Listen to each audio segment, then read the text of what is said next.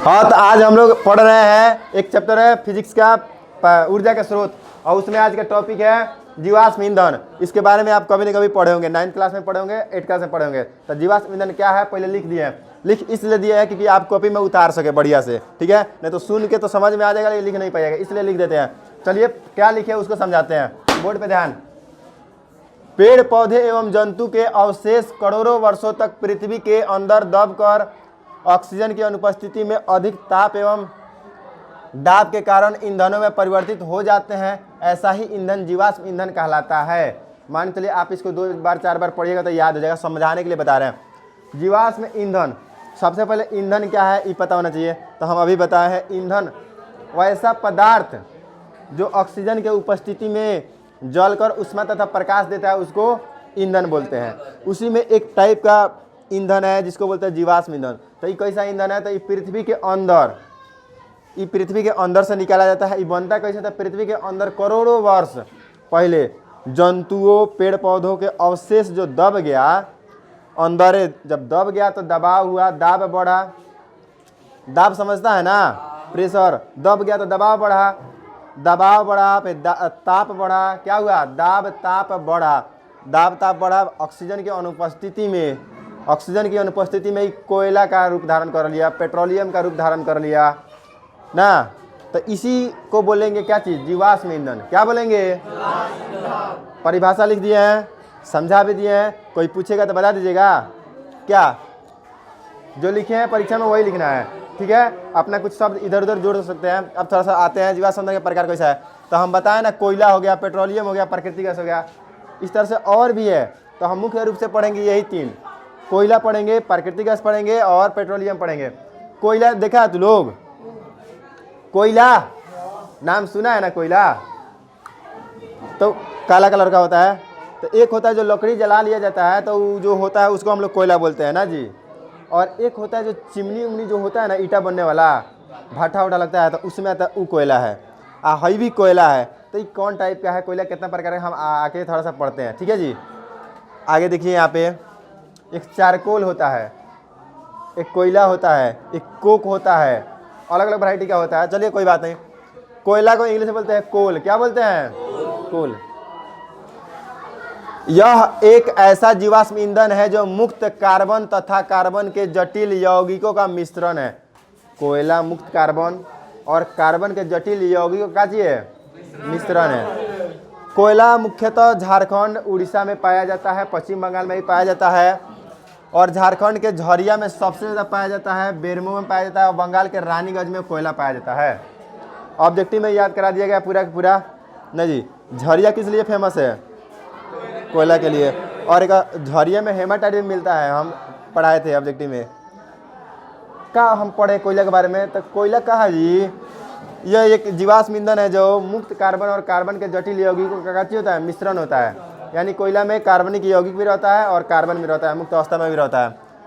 कोयला के प्रकार देखो, कोयला का प्रकार 4 गो होता है, पीट, लिग्नाइट, बिटुमिनस, एंथ्रासाइट। बोर्ड से जोर से बोले तो, पीट, लिग्नाइट,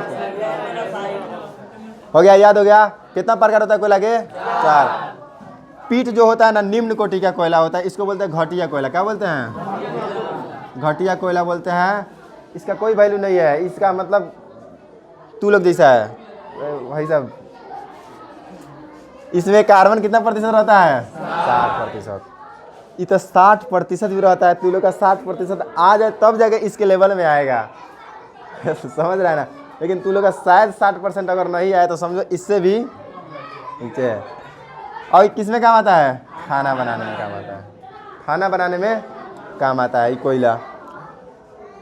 समझ में आता, लकड़िया जो जल जाता है वो जो होता है ना, वही पीट के श्रेणी में आता है, ठीक है जी। आगे देखिए लिग्नाइट, थोड़ा सा यह निम्नतर कोयला है, निमनके में थोड़ा सा बढ़िया है। निमनके में कौन है, हई एकदम 3rd क्लास के है, हई तनी 2nd क्लास के। किस क्लास का है, सुन रहा है, ध्यान नहीं दे रहा लो। लिग्नाइट पीट से बढ़िया है कि नहीं, हाँ। इसमें कितना %, 67। तो 67% आएगा ना, समझो लिग्नाइट के आसपास है, उसके सिमिलर है। और ये जलने के बाद अधिक धुआं देता है, कम उष्मा देता है। जीवाश्म ईंधन का मतलब हुआ जो अधिक उष्मा दे, ये उष्मा कम देता है, हीट कम देता है और धुआं ज़्यादा देता है। तो धुआं ज़्यादा देता है, ये इसका मार्क्स कम कर दिया। कितना परसेंट आ गया इसमें कोयल कार्बन? 67%। और इससे भी बढ़िया होता है बिटुमिनस। क्या होता है? 70 से 80% के बीच कार्बन रहता है। ये कम धुआं देता है बेचारा और अधिक ऊष्मा देता है। कौन जी? बिटुमिनस। 70 से 80% कार्बन, धुआं कम, ऊष्मा और ज़्यादा। बहुत अच्छा। अब उससे बढ़िया सबसे बेस्ट होता है एंथ्रासाइट। याद करिए, ये पूछेगा और ये पूछेगा। सबसे घटिया कोयला पीट और सबसे बढ़िया सर्वोत्तम कोयला पूछेगा तो एंथ्रासाइट। यह उत्तम कोटि का कोयला होता है और इसमें 96% कार्बन होता है। एक बात बताओ, कोई अपने बैच में अगर कोई लड़का या लड़की, कोई भी स्टूडेंट, सब बराबर है मेरे लिए, अगर लाता है मान लो 96%, 96 नहीं 90%, 89%, 85% मिलाता है, तो उत्तम कोटि में रहेगा नहीं रहेगा? रहेगा। तो सोचिएगा कि उसका रिस्पेक्ट और आपका रिस्पेक्ट, जो आप 55% और 50% और 46% है, बराबर होगा क्या? नहीं होगा। उसके घर में उसका मान सम्मान ज़्यादा रहेगा, आपके घर में आपका थोड़ा सा उससे कम रहेगा। रहेगा नहीं रहेगा? समाज में भी देखने को मिलेगा और जहाँ पे पढ़ रहे हैं वहाँ पे भी देखने को मिलेगा। तो इसलिए अभी आपके पास मौका है, एंथ्रासाइड की तरह बनिए। ठीक है? कार्बन 96% है, अपने अंदर काबिलियत 96% रखिए। 4% इधर उधर छोड़िए कि शायद कुछ गड़बड़ हो जाए। बाकी पूरा क्वेश्चन याद करो, प्रैक्टिस करो और एकदम मतलब निश्चिंत रहो कि भाई हमारा तो आ जाएगा। भाई फर्स्ट तो कोई बात नहीं, तो कन्फर्म है। अब थोड़ा सा देखा जाए कितना आ रहा है हाईएस्ट मार्क्स। ठीक है? इतना दिन से पढ़ा रहे हैं ना कोचिंग, तो इतना लाना कि सबसे हाईएस्ट हो, अभी तक का सबसे हाईएस्ट लाओ। और पॉसिबल भी है, पॉसिबल भी है। उतना ज़्यादा हाईएस्ट मार्क्स आया नहीं है ना जी। मतलब कौन लाया? 90% कोई लाया है? नहीं लाया हमारे कोचिंग में। तो तुम बनो उस टाइप का, आ भी सकता है। बहुत कम धुआं, बहुत एक में धुआं नाम का चीज़ नहीं, फालतू नाम का चीज़ नहीं रहेगा तू लोग जैसा। और अत्यधिक ऊष्मा, नॉलेज एकदम हार्ड, डिसिप्लिन हार्ड और महंगा रहेगा। काची रहेगा? कई हल्का नहीं जाएगा। किसी के इधर फालतू में शादी ब्याह में नाचने खाने नहीं जाएगा, आराम से रहेगा, अपने घर पे पढ़ाई करेगा बढ़िया से। ठीक है? माता पिता, गुरुजी और अपने पढ़ाई से मतलब रखेगा, तो वो क्या बन जाएगा? एंथ्रासाइट, उत्तम कोटि का बन जाएगा। ठीक है? हर चीज़ से सीखने को मिलता है। तो आप इधर से इधर आइए। अभी आप लोग किस में है? कुछ लड़का पीट है, कुछ लिग्नाइट है, कुछ बिटुमिनस है, कुछ एंथ्रासाइट भी है, कुछ एंथ्रासाइट बनेगा। चलिए, कोयला का उपयोग क्या होता है? तो खाना बनाने में। कोयला को खाने में उपयोग किया जाता है कि खाना बनाने में? खाना बनाने में, खाने में और कोयला का ना उसमें भी उपयोग किया जाता है, आयरन में, इस्त्री करने में, तापीय विद्युत संयंत्र में विद्युत ऊष्मा उत्पन्न करने में। और विद्युत उत्पन्न कर जाता है कैसे भाई? तो तापीय विद्युत संयंत्र जो इस चैप्टर में पढ़ाना है, एक ऐसा संयंत्र है जिसमें कोयला से पानी को गर्म किया जाता है और पानी का ऊष्मा ऊपर जाता है तो टरबाइन नाचता है, और नाचता है तो जनरेटर जिस तरह से विद्युत उत्पन्न करता है ना, उस तरह से ये भी उत्पन्न कर देता है। डायनेमो लगा होता है। ओए बाग बड़ी। अन्य रासायनिक उद्योग में भी इसका उपयोग किया जाता है कोयला का। और धातु को गलाने में उपयोग किया जाता है भट्टी में। धातु को पिला के आकार बदला जाता है ना, जैसे कि लोहा का है, सोना का, जो भी है, सुनार हो, लोहार या कुछ भी हो, धातु को पिघला के उसका आकार बदलता है। पिघलाता का चीज़ है? आग से ना जी। तो भट्टी में जैसे खूब लोहा है उसको गलाना है तो भट्टी में गलाइएगा ना। और सुनार लोग तो ऐसे फूकते रहता है तो उसमें से आगे निकलता ना रे, वो दूसरा कुछ हो गया। आगे देखो बबुआ, कोयला को जलाने से हानि होती है कि लाभ होता है? लाभ बहुत कम होता है। क्या होगा? आपका खाना बन जाएगा, लेकिन हानि बहुत ज़्यादा होती है। क्या होती है? कार्बन डाइऑक्साइड गैस निकलती है, वायु प्रदूषण करेगा।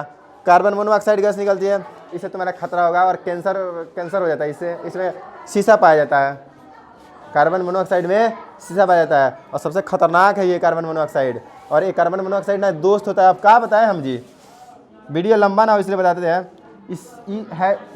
ये सबसे ख़त्म है। ये आपके अगर शरीर में जाने लगे ना फेफड़ा के द्वारा, फिर आपको कैंसर हो जाएगा। क्या हो जाएगा? और अगर मान के चलिए सांस लेते हैं और वायुमंडल में कार्बन मोनोऑक्साइड है तो फेफड़ा में जाएगा ही जाएगा। और फेफड़ा में इसका दोस्त रहता है हीमोग्लोबिन। इसका दोस्त है, उतना अच्छा है बेचारा, जीवन चला रहा है। हीमोग्लोबिन ऑक्सीजन लेके जाता है, कार्बन डाइऑक्साइड लेके आता है, सारा काम करता है। उसका दोस्ती किससे है? कार्बन मोनोऑक्साइड से। अब तो सारा भूल जाएगा, हर सब कुछ काम भूल जाएगा। आओ मेरा दोस्त लेके चल जाएगा इसको। तो इसलिए अगर ये वायुमंडल में रहेगा तो नुकसान करेगा। कौन? Carbon monoxide. और निकलता है जितना सलेंसर देखा है ना मोटरसाइकिल का, कार का, उसमें से निकलता है। समझ में आ गया? बंद करो। इसलिए